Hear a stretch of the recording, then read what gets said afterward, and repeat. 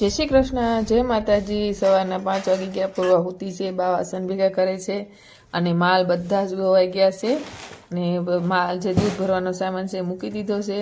આમાં છે ગાયનું દૂધ, બીજા ડબ્બામાં છે ભેંસનું દૂધ અને ગવણી અને જે કંઈ જોતું હતું એ બધું મૂકી દીધું છે। બહાર ગમે એટલા કામ હોય, ફળિયાના ઢાળિયાના, પરંતુ આપણો નીતિ નિયમ હોય છે કે સવારમાં વહેલા ઉઠીને પહેલાં તો કચરા જ કાઢવા, પછી ભલે આપણે કચરા પોતું ગમે ત્યારે કરીએ, પણ સવારે ઉઠીને પહેલાં આપણે કચરા તો મેં લઈ લીધી છે હાથમાં। હાવણી, રૂમ, રસોડું, હોલ અને જે કાંઈ આડું થોડુંક આવે છે એ મૂકતી જાઉં છું। અત્યારે તો થોડુંક જ મૂકું છું, બાકી તો હરખું કરીને જો વાળીએ તો 2 કલાક વહી જાય, પરંતુ સવારના નીતિ નિયમ મુજબ કચરા કાઢવાથી અત્યારમાં જેટલી બને એટલી જલ્દીથી કચરા કાઢી લઈએ, કારણ કે હજી આપણે ફળિયું મારે વાળવું છે અને હિંદુ પણ કરવું છે। એટલે તો 2 રૂમ, હોલ, રસોડામાં અને બાકી રહી ગઈ છે ઓસરી, તો થોડાક અમથા ખાંડની જગ્યાએ આપણે હરખું કરી અને ઓસરી પણ વાળી નાખશું। પછી દાદર વાળવાના છે એ પણ વાળી નાખશું અને પછી લેવું ફળિયું અને મહલનું ઢાળિયું। ને જો આટલું બધું તમે આપણે કિલોમીટર માપવા બેસીને તો કેટલા ફૂટ થાય કંઈ નક્કી નથી, કારણ કે ફળિયું પણ મોટું છે, 2-3 ઢાળિયા વાળવાના હોય અને આ બધી જગ્યાએ એટલું સવારમાં વહેલા વાળીએ ને તો ગમે એવા કસરત કરવા ગયા હોય ને તો એ કસરત પણ ઓછી પડી જાય ને। બીજા નંબરમાં એટલું વાળીને ઉઠીને જેમાં પહેલાં તો કમર પણ તૂટી જાય, પરંતુ દૂધનો અને ઘીનો ખોરાક હોવાથી કમરને ઓછો વાંધો આવે છે, ઘણીવાર દુખવા પણ મળે છે, પણ બધું વળાઈ જાય છે, ક્યારેય વાંધો નથી આવતો અને થાક પણ નથી લાગતો। સવારની શરૂઆત અને વહેલી સવાર કંઈક અલગ જ હોય છે। ઘડીક ઉઠી ત્યારે કંટાળો આવતો હોય છે કે કેમ ઉઠવું અને નથી ઉઠવું, હોઈ જાય, ઠંડી લાગે છે, પણ ઉઠી જાય અને કામે લાગી જાય છે ને પછી તો ખબર જ નથી પડતી કે ક્યાં સમય જાય છે। અને સવારનો સમય કંઈક અલગ જ હોય છે, જ્યારે ઉઠી અને રોજની ટેવ પડી ત્યારે આપણને ખબર પડી જાય છે કે એવો આનંદ આપણે જ્યારે મંદિરમાં જઈને આવીએ ને એવો આનંદ આવવા મળે, કારણ કે કોઈ જાતનો અવાજ નથી હોતો, કોઈ બીજી આપણને કાંઈ અવાજ આવે નહીં, બાળક પણ કવરાવતા ન હોય, એકદમ શાંત મનથી બસ કામ ઉપર જ ધ્યાન હોય છે અને જલ્દીથી કામ પતી જાય। દિવસ પણ જો મધરો ઉગીવા આવ્યો છે, લાલ થવાયું છે આકાશ, અને શિયાળાની હવા તો કંઈક અલગ જ હોય છે। જેટલી ઠંડી લાગતી હોય છે એટલી જ કંઈક અલગ હોય છે।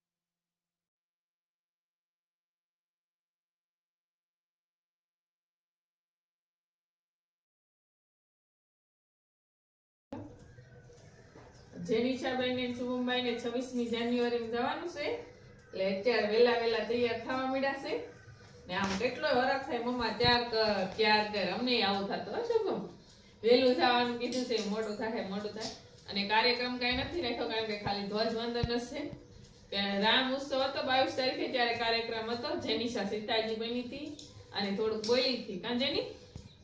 શુભમ ને જેની તૈયાર થઈ ગયા છે. જેની ટાટા.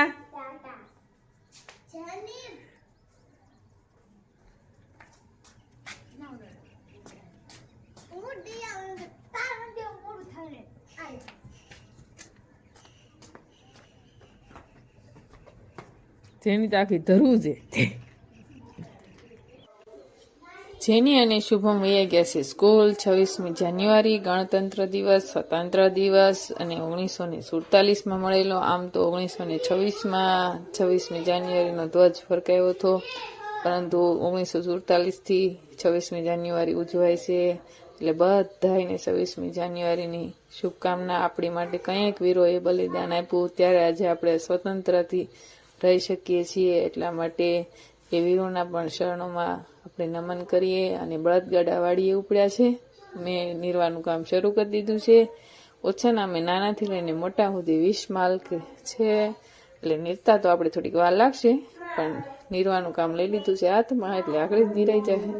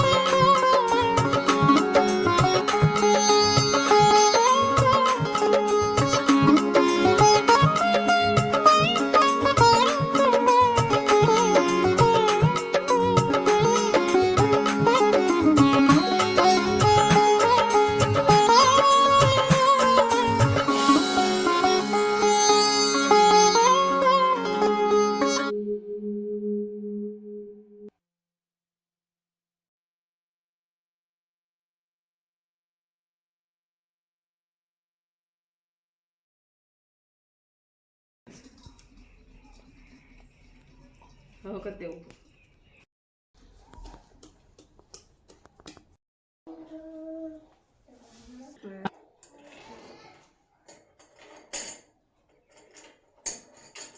વાગી ગયા છે 11:15 અને બપોરનો રસોઈનો ટાઈમ અને માલનો 2 કામ હારે થઈ ગયું. જેની ને પપ્પા મોવા કામ હોવાથી ગયા હતા મોવા, ને મોડા આવ્યા. 11 વાગી ગયા અને મહેમાન પણ આજ આવી ગયા હતા. વીજપડીથી આવ્યા હતા મહેમાન, 8-10 મહેમાન હતા. ને કીધું શું જમવા રહી જાઓ, પણ નો રહી આવ્યા હતા.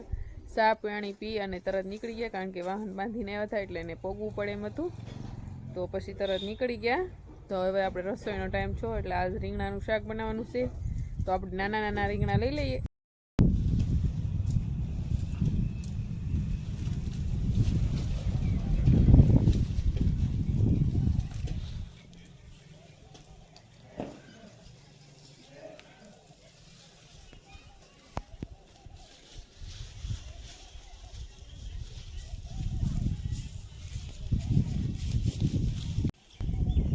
જે નાના રીંગણા છે એટલા જ છે. હવે બીજી રીંગણીમાં છે એ આપણે લઈ લઈએ, કારણ કે હવે જે છે એ ઓળાના રીંગણા છે એટલે એને મોટા થવા દેવું.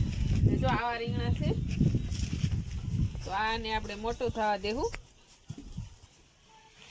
આવા રીંગણા આ સ્પેશિયલ ઓળાના જ રીંગણા છે. જો આવા કાબરા આ મસ્ત આનો ઓળો થાય. આ આખા રીંગણાનું નહીં, આખા રીંગણા જો એસવી લઈ આવી આખી રીંગણીમાંથી. એક પડી ગયું. તો આપણે થઈ રહ્યા એટલા રીંગણા મળી ગયા છે આપણને.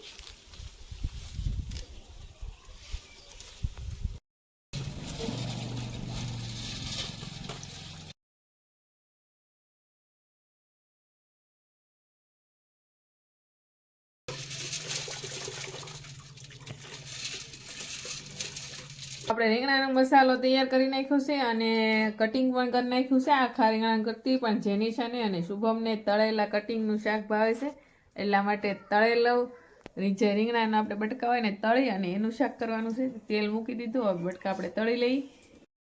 તો આ છે લીલું નાળિયેર, આ માંડવીનો ભૂકો, ચણાનો લોટ, કોથમરી, લીલું લસણ અને લાલ મરચું, રીંગણાનું કટિંગ.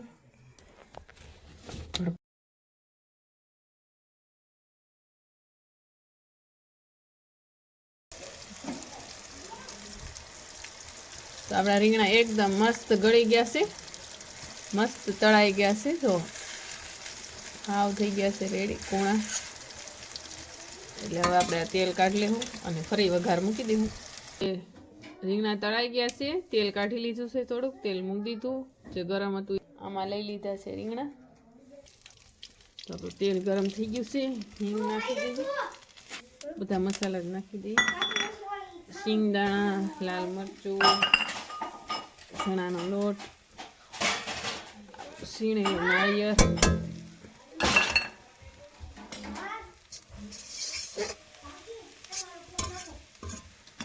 અને ગોળ,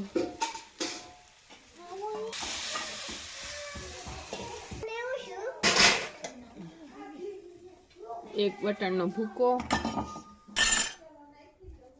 નિમક. હવે આપણે થોડુંક ઉકળવા દઈ પછી નાખી દેવું રીંગણા.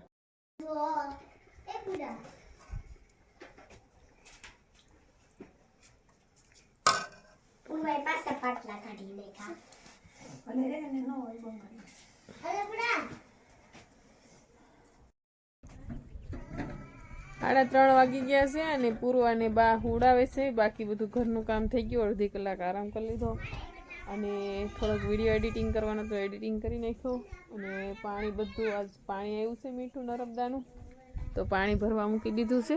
માલનું પાણી ભરાઈ ગયું છે, પીવાનું અને વાપરવાનું ભરાઈ ગયું છે. અહીંયા બધું ભરી લીધું. અને જેની અને શુભમ જો બધા વૃક્ષો પાય છે.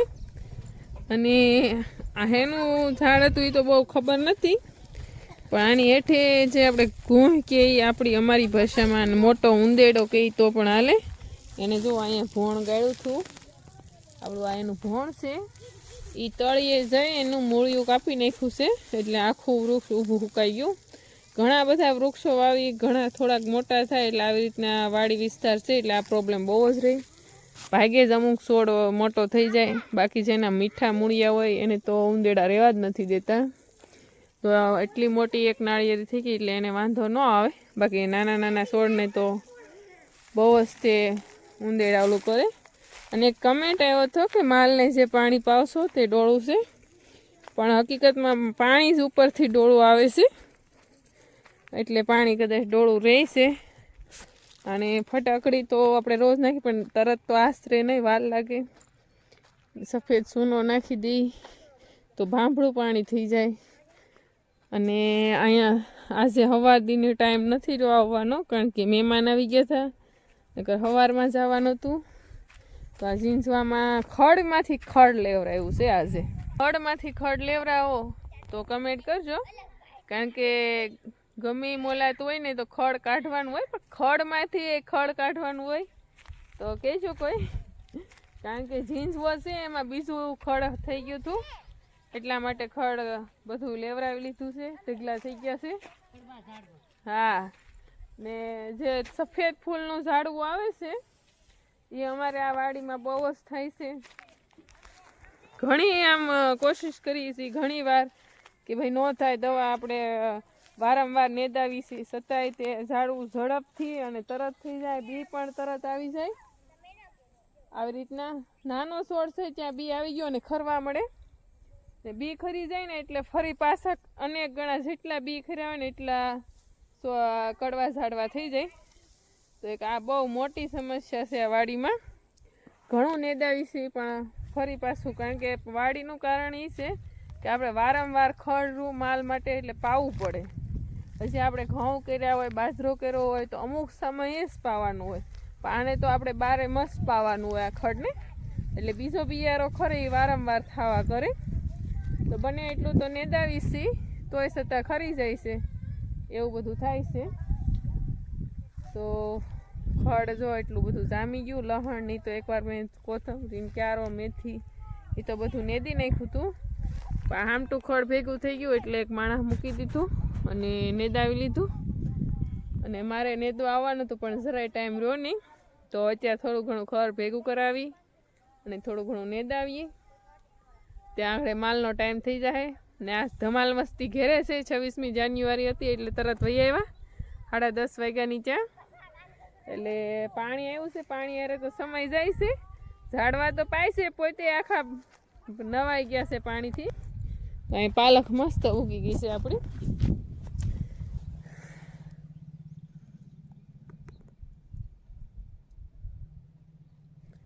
આ હાલવાનો રસ્તો છે પણ તોય છતાં એક સાઈડ નાખી દીધી, કારણ કે રસ્તો આમ પણ પાય એટલે પલ્લે તો ખરો જ તે.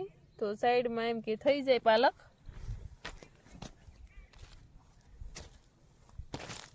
અને આ જો મૂળા ઉગી ગયા છે, આ બધા મૂળા ઉગી ગયા. તો વાંધો નહીં આવે, ઓછા ઉગ્યા છે પણ આપણને થઈ રહે એટલા ઉગ્યા છે.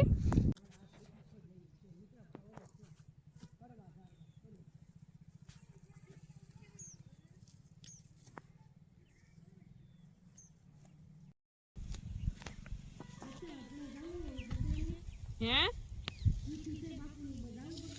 કે દે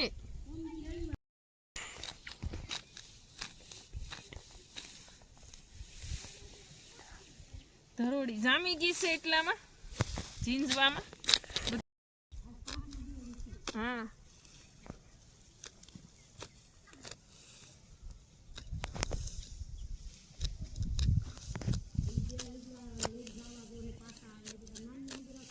હા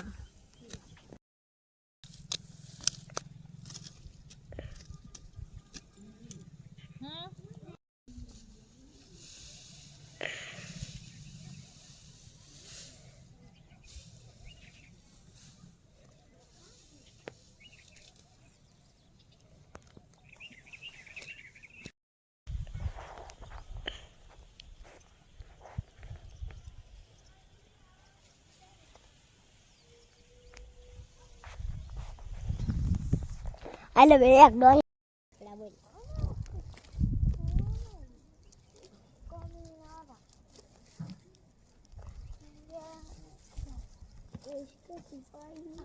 મારે બહુ બધાને તે તું મને શું કામ માર બસ બાદમાં એવા પાડજી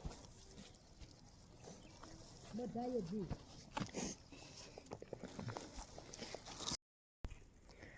લહણમાં પણ રાખ સાઈટીથી જો આ ઉપર ધોળું ધોળું દેખાય છે પાયું. તો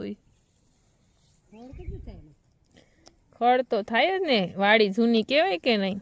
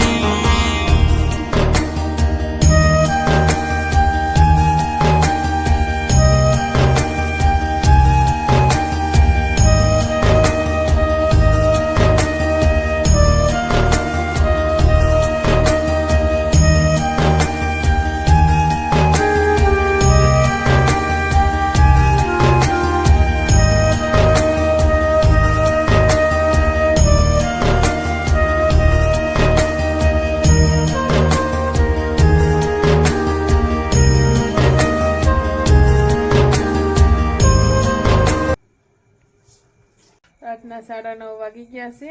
વાસણ પાણી બધું થઈ ગયું છે. છોકરાઓ બધા હોઈ ગયા છે અને એક આવડિયારી અને એક ભેંસ ઉભા, બાકી બધા માલ પણ બેસી ગયા. એક બાજુનું તો તાલપત્રી ઢાળેલી છે, પણ આ ઉપર ચડાવી દઈએ એટલે દિવસે થોડોક તડકો આવે તો ઢાળી સુકાય. તો અત્યારે આપણે આ પાડી દઈએ.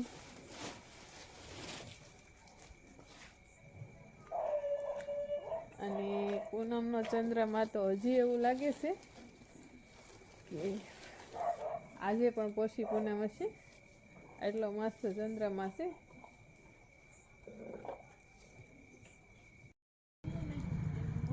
આપણે સોફા આડો પાડી દીધો છે ઠેઠ સુધી, ને માલને બને ત્યાં સુધી તો કાંઈ ઉપર ઓઢાડવું નથી પડતું, કારણ કે આખું ઢાળિયું પેક થઈ જાય છે.